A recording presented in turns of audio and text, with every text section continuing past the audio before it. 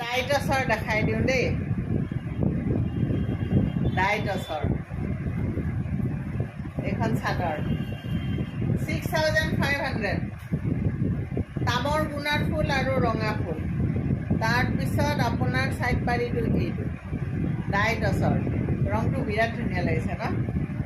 ডাইটছৰ এই কাপোৰযোৰ আপুনি 6500ত ল'ব পাৰিব। যদি লাগে মোৰ লগত যোগাযোগ কৰিব। এইখন হৈ গ'ল আপোনাৰ চাদৰ। তাৰ পিছত এইখন আহিল আপোনাৰ মেখেলা।